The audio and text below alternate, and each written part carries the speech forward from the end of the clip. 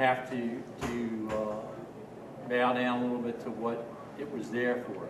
But I've spoken to Bob Ferris in the past since the last meeting about the walkway. And one of the major issues that I brought up to him about the park was, even though it's called Veterans Walkway, unless you know that there's a brick out there that says it's Veterans Walkway, nobody around here knows it. Now, I intend to go buy a brick. My nephew was killed last year, and I'm not going to do it until this issue is resolved.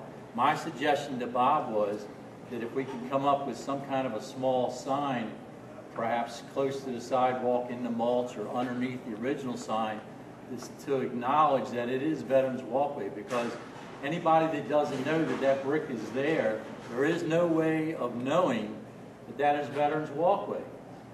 So just if we can come up with maybe a compromise of a small sign just somewhere in the mulch or somewhere close to the beginning of it to acknowledge it, because if you don't come to these meetings or you don't read the history of anything, there is no way for anybody that approaches that nice park to know that there is any dedication to it.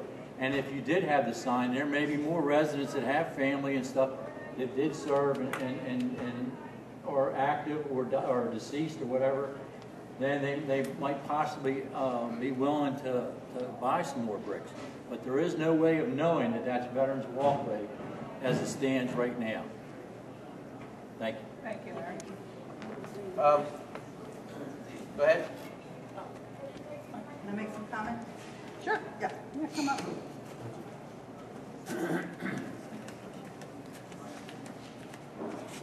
I'm Terry Dezensky. I live in Country Green Village. I believe ours was the first village to put up its individual flag. I'm not going to say definitely because I don't know for sure. I sent a letter to each board member today. I didn't have the time to print a copy of it because I was on jury duty all day. What I'd like to say is the last comment has a lot of credence. There is no reason why there can't be something that does dedicate that. I myself have 2 bricks in the Veterans Walkway. My father was in the Army Air Corps. His plane went down just short of the German border. His pilot was killed. He was wounded in action, received the Purple Heart. My son served honorably in the United States Marine Corps. My thought is that the park, Heritage Pines loves its veterans.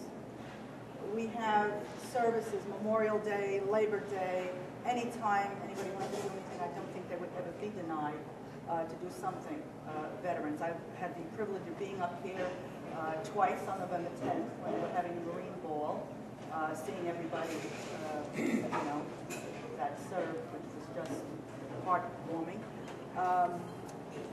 I feel that the purpose of the park, the focus of the park, should stay for the purpose that it was given. Putting a sign saying that it is Veterans Walkway at Gazebo Park would be a nice idea that could be considered. My other thought was that there were many people, through no fault of their own, that got denied military service for whatever reason. Also, there were people that worked in factories making bombs and bullets and military vehicles and metals and whatever was needed to support the war. So I think this park should stay for all of the people of Heritage Pines. And yes, to honor the veterans, maybe we can compromise and do something in the way of signage. That's all I have to say. Thanks. Don, do you have any comment?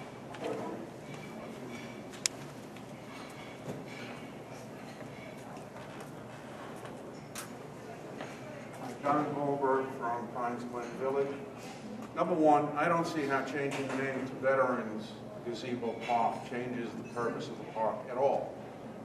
Doesn't mean it's just for the veterans. We have Veterans Memorial Parkway. Not everybody that uses it is a vet.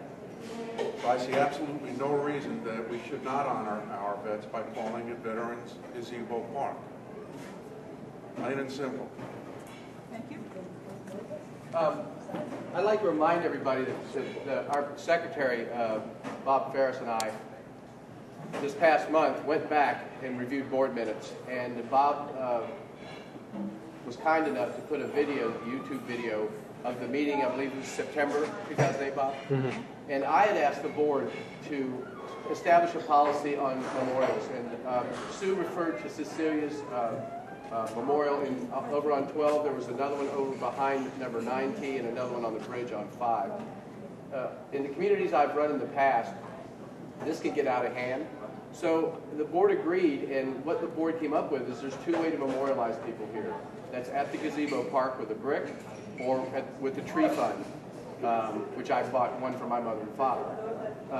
And that is a good way. And I'm just telling you from a managerial standpoint, from my experience, when you start taking things like the gazebo park, and I think Mr. Gray has an excellent suggestion to memorialize that. We could do a very nice sign at the edge of that park and call it a Veterans Walkway at Gazebo Park, or just Veterans Walkway.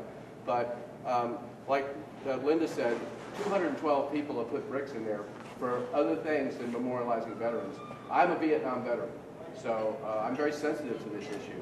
But if the board sought my counsel, what I would recommend is doing exactly what Mr. Gray said, and that is have a very nice sign made saying that Veterans Walkway was for veterans, and like Linda said, there's another 100 bricks that could go in there for veterans, and keep the sense of the park in the way it was established for what it was established for. One example, I went to Florida State University, and they called the stadium Doak Campbell Stadium. Well, when Bobby Bowden retired, they named the field Bobby Bowden Field at Doak Campbell Stadium. So it didn't change what it was meant to be. It just memorialized an individual. In this case, it memorializes a group that's within this complex. So, but again, Bob and I did look up and the policy is the only two ways to memorialize people or anything in here is through the memorial bricks and through a tree. Neil and I had your president and I had a long discussion about this. This could become fairly dangerous. I mean, how do you not, call it Linda Weeks Park? No, I'm being serious. I mean, based on the time, she's put, I bet 1,000 hours in that park. She's put at least 300 or 400 in the park since I've been here, in the 2.5 years I've been your general manager. So, and then what about people like, we got a 3-term president, Neil Thompson, that's done a great job.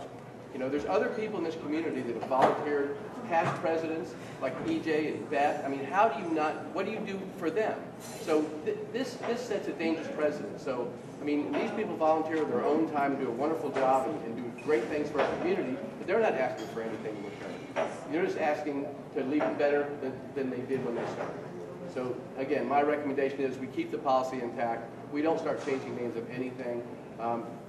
Just like the example of Doak Campbell Stadium, we could do that, as Mr. Gray suggested, and make it Veterans Walkway. And I agree with him. I don't think people know it's there based on there's a brick there, and if you don't stand on top of the brick, you don't know it's there. Just if we promote it better, it's going to make the functionality of the entire, what Linda and her group and Bonnie established this park for. I'll make it. Go ahead, Bud. Come on, My name is Lois, and I'll make it funny too. My brother-in-law is Chuck Froger, and they live behind the park, but he and my sister were a big part of, and he actually did the laying of the bricks, and along with all the other people who put time in, and he was using, he rented electric, whatever it is, help me, Bill, because the equipment to pack everything down. And a year and a half ago, he had open heart, and he had a pacemaker put in. And he was out there, the doctor told him he could go back to normal and do what he did. So he did that, and he lost the wire. So he had to go back in and have it placed. So the community